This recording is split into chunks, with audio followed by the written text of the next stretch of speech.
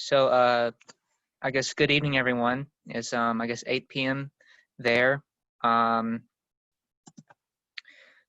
Today, well, my name is Jeffrey Morris, but you can call me Mac. Actually, I'm actually a current graduate student at Troy University and a virtual intern for education Kazakhstan. So today, I'm going to be talking about how to find and apply for graduate assistantships. This is a topic that's really I'm really passionate about because if I didn't have a graduate assistantship, I wouldn't be in grad school now.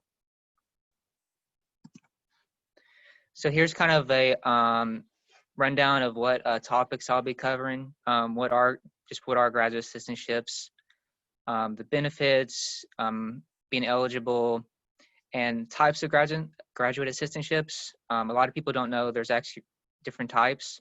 They do different things, and how to find them, how to apply, and lastly, I'll be talking a little bit just about the interview, and it's pretty much just like a job interview would be. So to begin, there might be a lot of information on this slide, but what you can just take away is what's in bold. Graduate assistantships can be thought as part-time jobs, basically, where you work 20 hours a week and you receive usually a monthly stipend for it. But they also, that you receive like I guess say tuition assistance, and they usually cover like 2 or 3 classes, which is considered full-time for grad students. And this is totally up to the university whether they cover 2 or 3 classes. And also in select cases, I've known of graduate assistants to receive boarding, like room and board. For example, like the housing office, they might provide housing for that student. So that's a really, really good opportunity. So a little bit about the benefits. There's pretty much little or no tuition involved. And also graduate assistantships can be, I guess, combined with other scholarships you might have. So I believe there's the, is it Bolshak? The scholarship from the Kazakh government, and Education USA scholarship. So if that's the case, then you'll pretty much be going to school for free, and you'll be receiving, that monthly stipend. For me, for example, it's like $600 a month.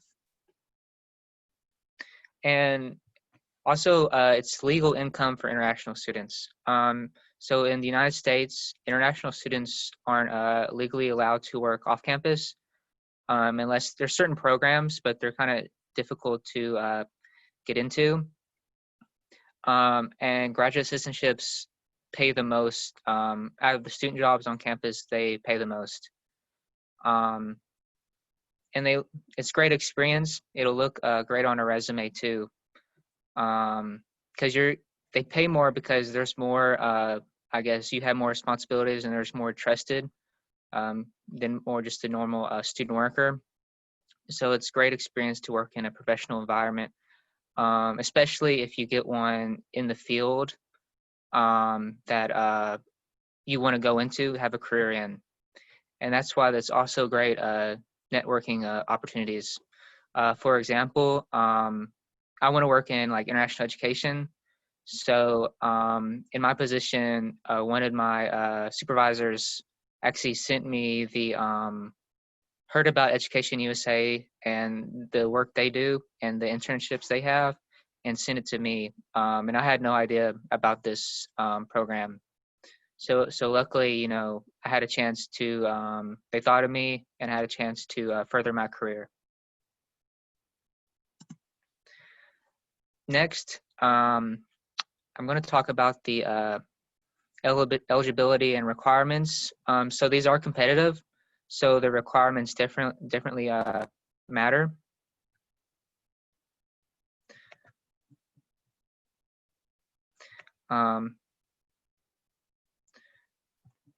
Yeah. So you'll definitely need to be in good academic standing during your undergraduate experience.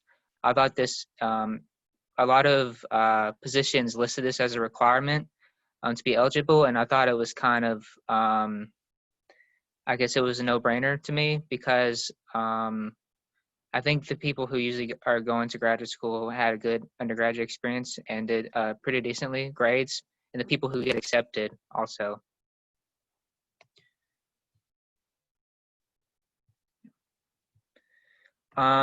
So also you need to be a graduate student in good standing. So I put the a minimum of 3.0 GPA on a 4.0 grading scale. And if you're not familiar with that, that's so each letter grade has a certain amount of points, and you add those up and you divide it by the number of hours the classes you're taking. So B is like 3 points. So this 3.0 is just the B average. And this is typically the 3.0 is typically the minimum that you need to be in graduate school. So next, you'll need to be enrolled in a certain amount of classes. And these classes, the amount of classes is usually how many that's covered by the GA position or the graduate assistantship position.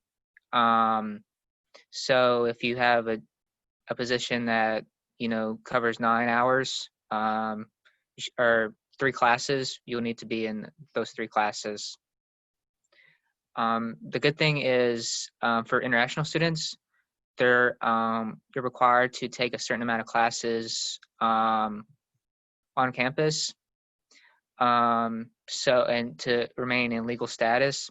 But as a GA, you can take less, and you can still remain in that in a good status with the I guess the U.S. Government, because you're working those 20 hours a week also. And for international students, you know, adhere to the university's international department guidelines. So for example, this could be like when you do, you know, your taxes or things like that. And your international, your home, the university will definitely help you with this. And I did like, and every position is going to have their own specific requirements. And let me see if I can share the screen to another like a job listing, and you can see the requirements it has.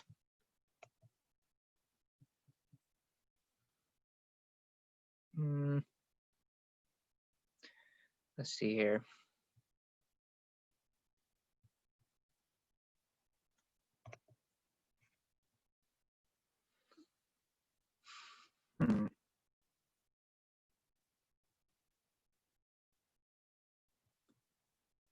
You don't see it. But basically it's just going to be listed like a job posting. And so like the one I was going to pull up, it, you know, required a minimal like TOEFL score. And it's usually the job posting is going to say what is required for that position. For example, like really fluent, like in like Microsoft Office, or really good at social media, things like that.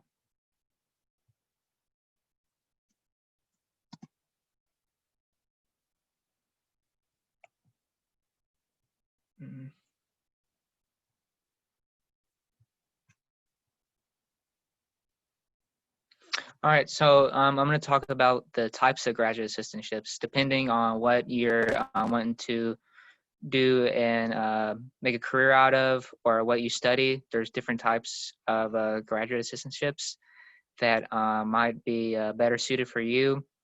And so first off, we have the graduate administrative assistant. That's what I am. So I like to think of these as like almost like the secretary in the office. So they just pretty much provide support to the staff or faculty in that office. You're usually going to, these are at all universities, but you're going to find them at the like student service centers. So like the housing office on campus, and the Center for International Programs, like International Department, that's where I'm at. Or even like the Writing Center, Career Services, things like that. And they're just pretty much a catch-all. They'll do everything from sending out emails um, to working on Excel spreadsheets, making flyers, advertising, posting on social media, all these things. And next your actually teaching assistantships. So you can teach, I guess, undergraduate classes in the degree you hold, and or provide support to the professors. This is typically up to the university, and you'll actually be, if you're applying for these, you should be trained because they're not just going to let anyone teach. But it's a great opportunity if you want to potentially be a professor or something like that to get experience. And these are going to be located at all universities because all universities do teaching.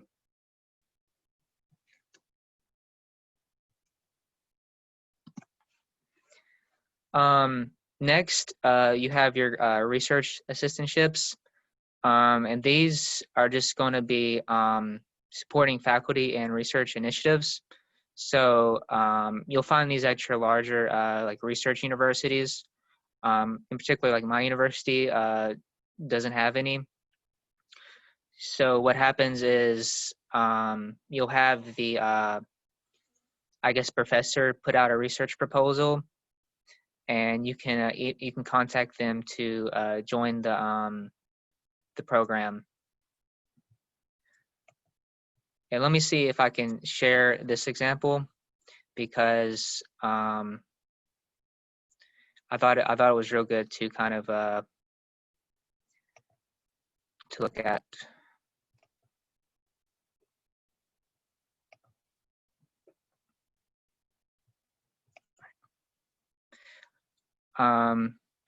So I hope everyone can see this, the web page I pulled up. So pretty much this is from Texas A&M University. So there's just different research proposals that are up that have been approved, and who's conducting the program, or the research and everything like that, and just like a thesis statement of what they're trying to do. Yeah. So I mean, these are a little bit as a, I guess, someone who's majoring in who's focused in education. This is a little beyond me, but it definitely, you'll find these if you want to go into the sciences, and things of that nature. More of the hard sciences rather than your education, and things of that like that.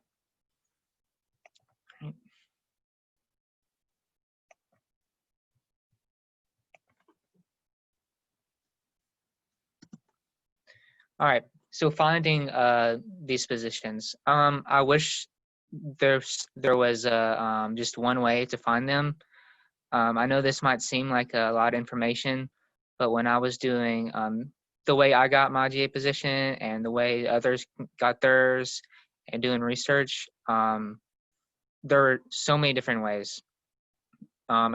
So the first one I put was the graduate school application and scholarship. So when you apply for graduate school, there might be or a question that asks you if you're interested. And a lot of professors, I guess, have known to see your application and contact you to see if you would be interested. This happened to my supervisor. She just applied and was, her application was, I guess, so good that she was contacted. Next, I put the scholarship. So if you receive like a special scholarship to that university, you may be required to do some GA work, some graduate assistantship work. Next, I put networking is key. This is how I got my position, reaching out to people. So I listed here some of the people you could reach out to. You have like the university's admission counselors and recruiters. It's their job to communicate with students about these opportunities. I know every university has an international admissions department and recruiters, and I've talked to them when I was preparing this presentation, and they're more than happy to help you or put you in contact with the people that know more about these positions and where to find them. So I also added your contacting your home university's professors. Maybe they can help you find some resources or know some opportunities.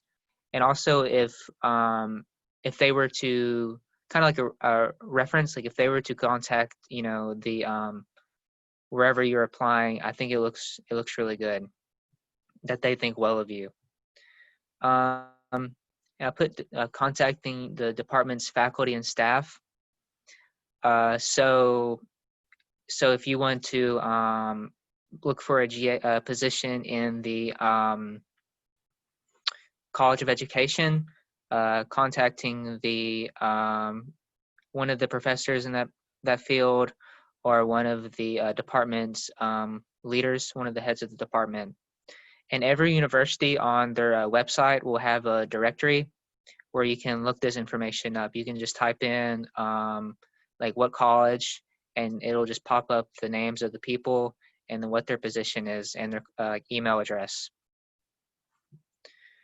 Also, I think so asking about these graduate assistantships, even before you can find them, is a great opportunity, because a lot of times there will be openings that aren't posted. For example, someone like in my position, there's another person like me that does the same position, but she'll be leaving shortly. So if you were to contact, you know, someone like that, or to contact the department where that's happening, can certainly help you put your foot in the door. So if you just want to look up on the online, you can find this on like human resource, the university's human resource website. Under it just be posted like a job would be. It would just be like employment opportunities. And so these positions are a type of financial aid. Basically, they provide tuition and everything. So if you just search the university's financial aid website, they can have listings or who to get in contact to, who would be over finding graduate assistantships at that university. And the specific college's website. So, you know, for example, there's Harvard University, but Harvard University has specific colleges like the College of Education, College of Engineering, the dental school, things like that. And so these jobs might be posted there or advertised in that position and show who to get in contact with. And lastly, I put the university's career center. So their job is to help you basically find a job once you at that university, or if you're a student there, help you find a job after you graduate. So this can definitely be a useful resource. And I put job boards like LinkedIn and Handshake. These are just platforms, like social media platforms, basically, where you can search for jobs. I mean, when I was doing research on about this presentation, if you just typed in, you know, for example, whatever school you're going to, UCLA GA positions, you know, that would come up what is open. And Handshake is actually a program more if you're already accepted to the university. So you'll get usually like a login information, like to access your email and everything from the university. And you use that account to log into Handshake, and you can look for jobs that way. I wouldn't necessarily, you can apply through these websites, but this also just gives you an idea what's there and what's opening. And you can see, who, what departments and who would be the best person to contact.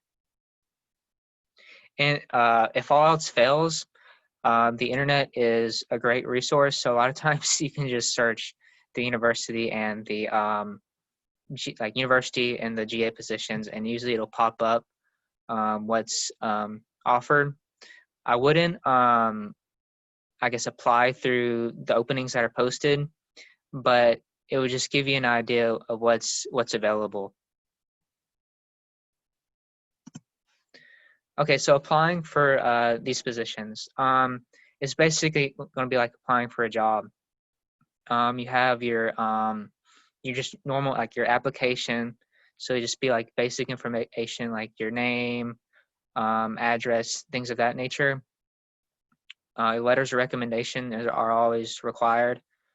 So, you can use, I guess, professors from your home university or people that would vouch very well for you. And all these positions are going to require a cover letter. So pretty much an interest statement, like why are you applying for this position? This is the one I think that really can make your resume, your application stand out. And when talking about to my supervisor and other people who have hired for this position, you need having a really good cover letter that tells a story and is really specific to the position. So not just saying you're just applying for GA positions because just because you need one, like for tuition or whatever, but being real specific, like what makes you a good fit for that one. So, for example, when I wrote for the international programs, I told a story when I was in high school how I had a friend who was an international student, and I really got to know him well and helped him a lot through a lot of things while he was in America. And then also, then I'll have your resume or your curriculum vitae, and just customize this to the position you're applying for. So list like relevant past experiences, credentials, things of that nature. And they're going to require you to have your transcript. So you can either, if you're applying for it before you start a grad school, you can have your undergraduate transcript, but an unofficial transcript is should be okay unless it's it says on the job posting. And like relevant works. So what this means is like maybe relevant things you've done, I guess, that are related to the position.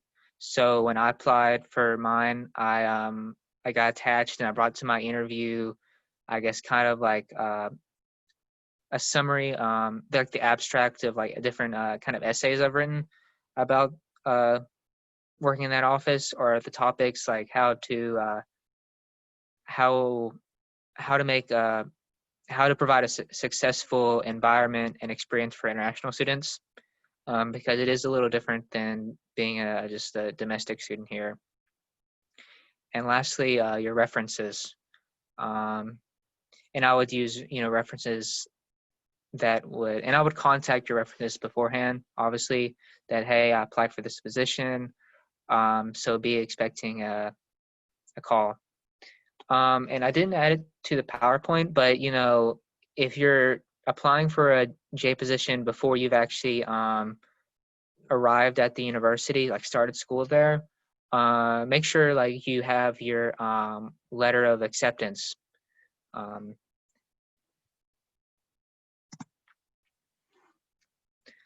So I did lastly, I talked about the interview. This is also a very important part of it. If you're still back home, I guess, it'll be virtual, but just kind of basic I guess, just good things to do. So being on time, having kind of a copy of like what you had when you applied, and being aware of the expectations and if you can meet them. Don't waste anyone's time while you're there, because also it's not just about they want to find a good employee, but they want to find an employee who wants to be there. So knowing what's expected of you, and if you feel comfortable doing that, and you would like to do that. So, and this kind of goes into doing research on the position and the department. So knowing a little bit about the culture there and things of that nature. Obviously, dress and act professionally. I think as future graduate students, current graduate students, this is pretty much common sense. And so they'll ask a lot of like if you're comfortable working under stress, because there'll be a lot of times, especially in my role, like the administrative assistant, there'll be a lot of students who come in at once. Students tend to run on the same schedule, so they have to come into the office at the same time, and they usually have the same problems. So being really good at that and multitasking, since you'll have multiple things going on at once, and especially being comfortable using Microsoft Office and the computer is very important. And obviously they're going to ask you, if you're responsible, because a lot's going to be interested with you more than just a normal student worker on campus. Since you are a graduate student, you're going to be treated like one, and pretty much you're looked at as like just another normal full-time employee, and not as someone beneath the people there. And obviously, they're going to ask you like, why this position? Like, why do you want this position? Like, what made it stand out compared to the others? And your strengths and weaknesses.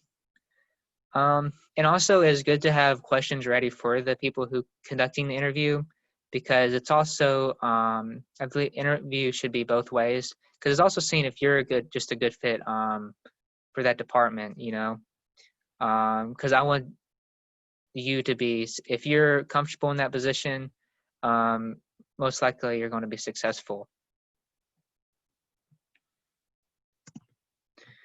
So I know my presentation was about 30 minutes long, but I was hoping y'all definitely had some questions you could ask and I could answer. I wasn't really sure. Well, I know I wanted this Education USA, and we're here to help you. And I put on here what I think was really important and just a general overview of what you should know. But if you have any, and I can't guarantee I know the answer, but I can definitely find out. So now it's time for like the Q&A session.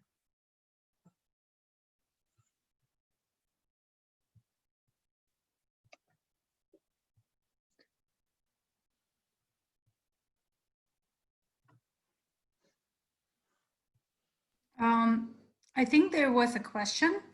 So it was like, could you please tell me if it's possible to get assistantship in major X if I have bachelor's degree in Y? So basically, person got a bachelor degree in one major and to get an assistantship in a different major. Yeah, definitely. So yeah, for sure. Because like, for example, my coworker, she's getting her master's in accounting, but she's not working in department where accounting is needed. But and these are for your administrative positions. If you want to be a teaching assistant or research assistant, they're going to hire people that are majoring in that field. And my former colleague, she used to work with me at Education USA, but she studied economics and finance. So she got admitted to one university for like Master of Sciences in Finance, but they offered her a position in the like international recruitment Mm-hmm. because she knew a lot about education system in Kazakhstan. She spoke and she speaks Russian, English, and some other Yeah. languages. So sometimes it's not your education, it's more about your experience you have. And we have some other questions. Yeah, and also kind of speaking about that is, on your resume, they'll also be looking not just at your major, but like what skills you have. Um, like actually my coworker is really good at creating like marketing, things of that. So that's definitely something they're not just be looking at not just what position, but a lot of like what kind of person you are and what you bring to the office. So it's really good to make some sort of evaluation of your own skills and competences. Can I get a research assistantship as a PhD student? Um, I think it's quite a difficult question, right? Yeah, well, let me see if I can. Yeah, I believe you can. I'm not gonna say you definitely can because I don't want to give the wrong information, but let me see if I can share another screen. Um,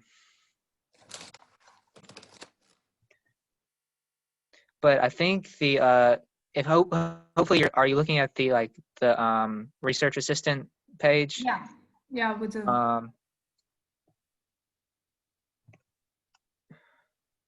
yeah, so I mean there are postings on here, so like Professor Tim Logan is seeking to recruit graduate students at the master's and doctoral levels. So yeah, there's definitely opportunities for sure, and it's going to depend a lot on the university. I believe that like my position, like my school, there's only like 2 PhD programs.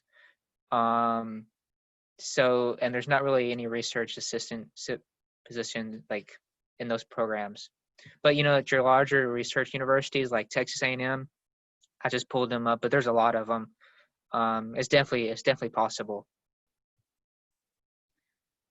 Here I see a good question. What is a good time for contacting professors in order to apply for research assistantship? During the application period or after being accepted to the program? Yeah, that's actually a really good question. Yeah, I mean, it's definitely like a balancing act. And I would apply hmm,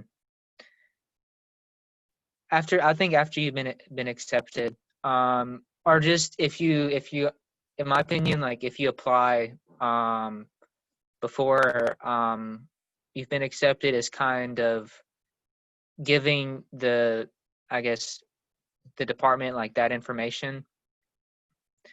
um it's something you can tell them, because the people I've known who because I asked some people about this, is that they provided their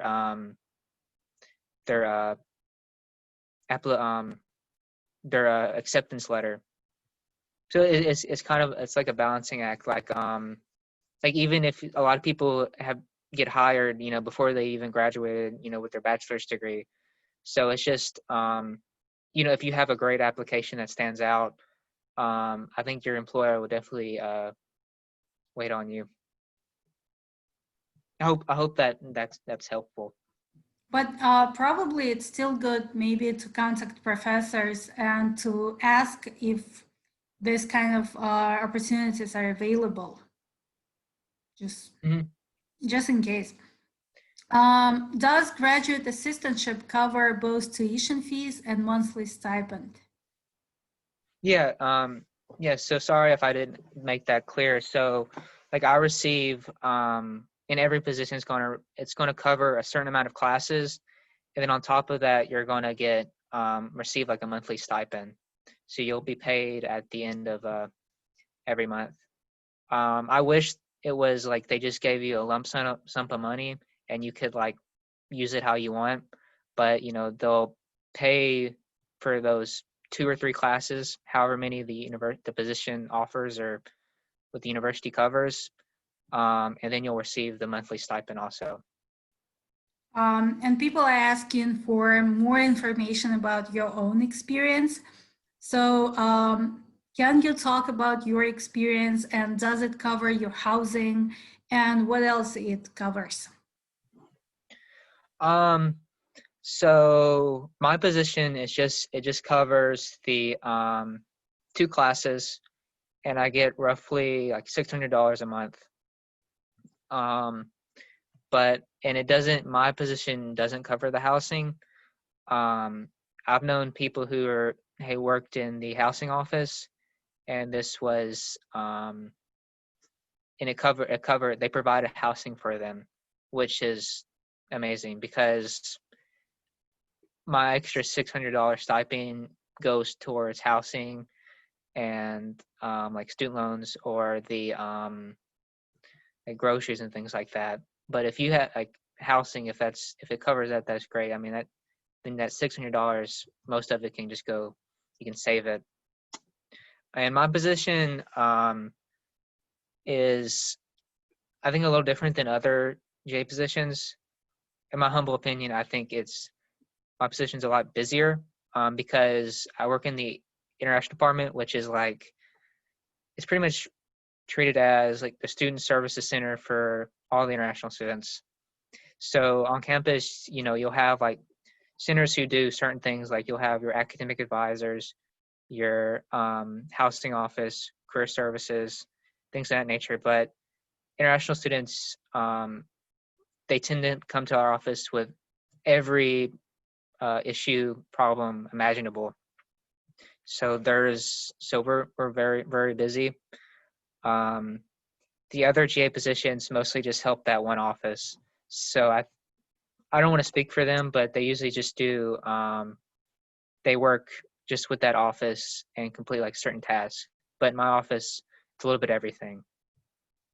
And that's why I think it'll look really good on my, hopefully like on my resume, because there's a lot of things I've done, from everything from I've driven to the hospital to pick up a student or something like that, or I'm just sitting at the desk sending out emails. So there's been a lot of things. Yeah. Is it possible to get both scholarship from the university and graduate assistantship? I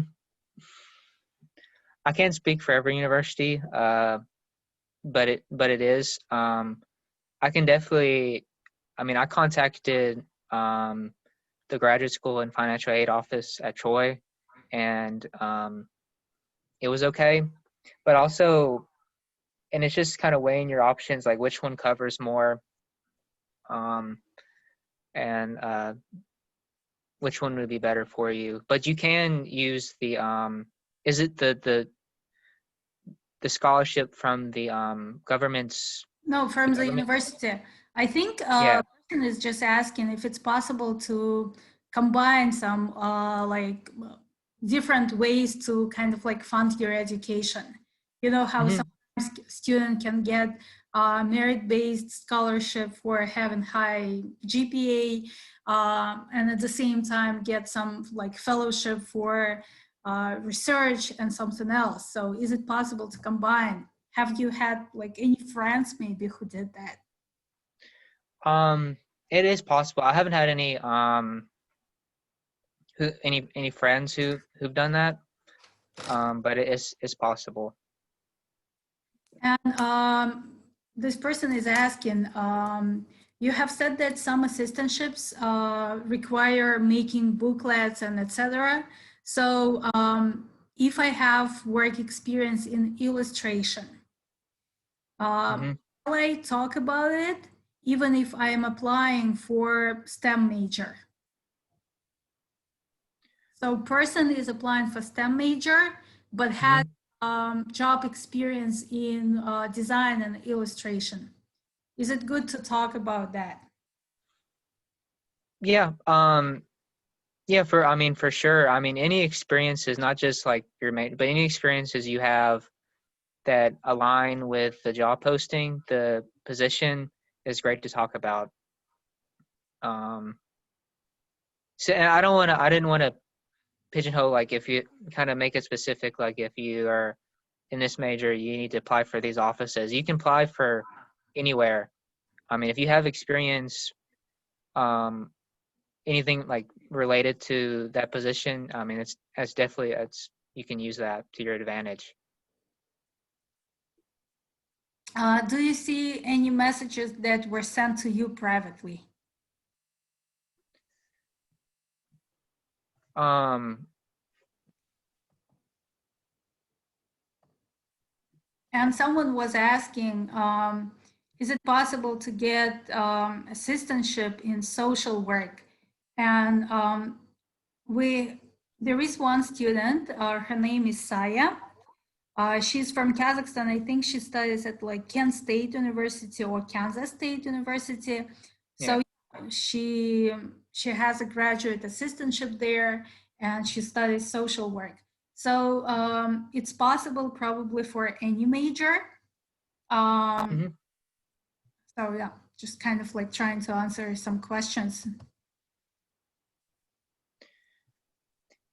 Yeah, I mean, it's definitely, I mean, you can definitely get it. I mean, there are postings for every office on campus. So, I mean, everything from like the recreation center, um, to, the physics department. Um, so yeah, there's an opportunity whatever you're interested in, though, there should be an opportunity, for you, a position. What if I'm going to slightly change my major? So bachelor in education and want to get master's in social work. Will this graduate assistantship program still work? Yeah, it'll definitely work. I mean, I got my bachelor's in something totally different than what I'm uh, doing now. And I think, especially from like education to social work, I think there are concepts and things you can take away from those experiences. Um, it's just so I mean, it would definitely work. And And again, you have more. I mean, you have experience not just in social work. You have experience outside of it. So yeah, I think it would definitely work. just based on the experience of that student that I talked about earlier, I'm not sure about her bachelor's degree, but I'm pretty much sure that it's not social work, because social work is not a popular major in Kazakhstan for Hmm. bachelor's. And but she has like really good experience in social work. She worked with orphanages, uh, Hmm. worked with she's like co-founder of one nonprofit organization that helps those orphanages. So yeah, you just kind of need to look and evaluate your own experiences, your skills, your competences. Was it Hmm. difficult to combine both work and study? Is it difficult for you to combine both work and study, especially in the last term when you worked on your thesis? I think you're still working, right? Yeah. This. Well, yeah. It'll just take a dedication and I mean, just knowing, um, just time allocation. Um, and as graduate students, that's very important. But yeah, I wouldn't say it's easy, but it's definitely manageable. Especially, I just feel like you're going to be working at the university, like at your usually at your own desk, your own computer.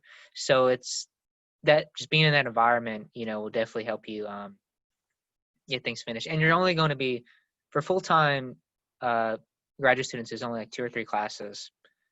Um, but I wouldn't say it's easy. It's definitely manageable. And it's only 20 hours a week. And you'll be surprised how much you can do in a week. Like how long 24 hours actually is.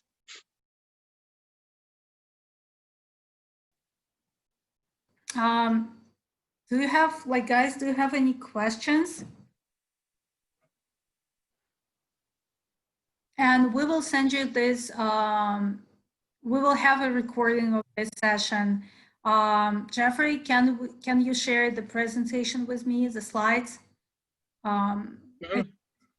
Yeah, so you will have all these links and you will be able to take a look and just do your own research.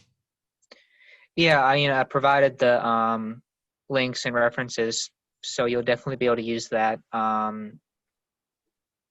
to just look up like what these positions usually entail, and and also I'll be doing the presentation on a personal statement, I guess next week. And that could help you definitely with writing your cover letter for the position you want to apply for in the future, or whatever. So is it easier to get an assistantship in a like STEM major? How does the United States usually? Is it easier? I mean, I know like the STEM field's definitely, I guess, being pushed. I wouldn't know if it's easier. I mean, it's growing. And yeah, so definitely like your teaching assistantships and your research assistantships will definitely be more in the STEM field.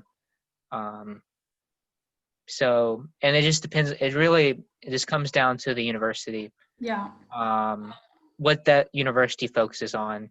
Like my university is more focused on like I feel like journalism, more like your liberal arts.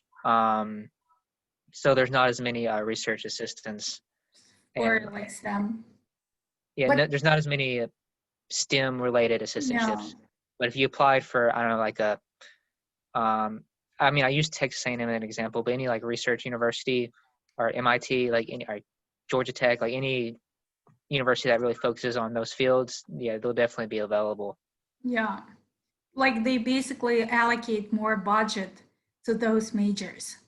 And yeah. I had experience. I had a short training in UC Berkeley, was several years ago, and there we had like a leadership class, and it was so interesting because it was like part of the business school, and that professor, he had two teaching assistants with him during the class. And like working with us, devising on groups. And I was like, hey, that's interesting, because usually people say that it's difficult to get assistantship in business. But that was like a great example that one professor had actually two graduate assistants, like teaching assistants in his class. People are asking if they can contact you.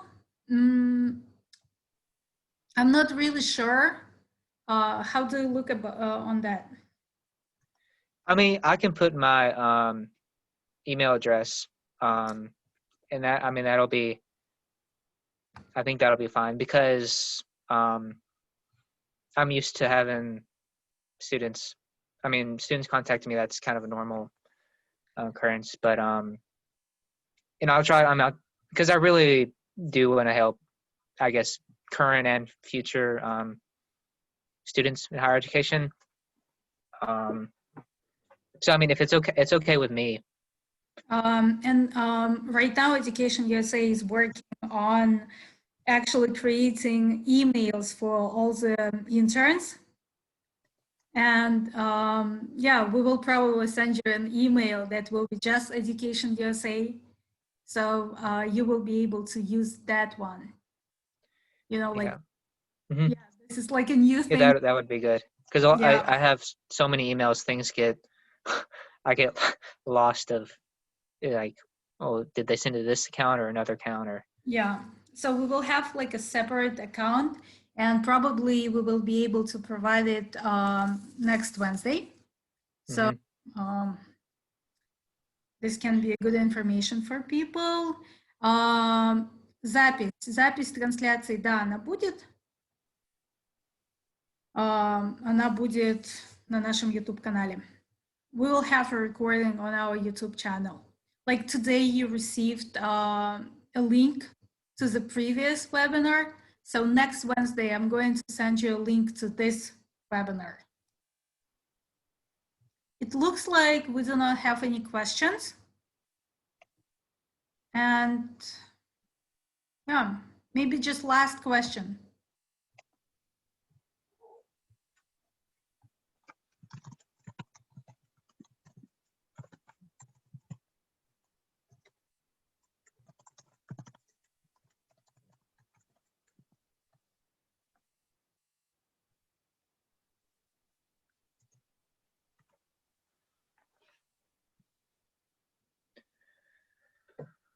Okay, it looks like there are no questions, right?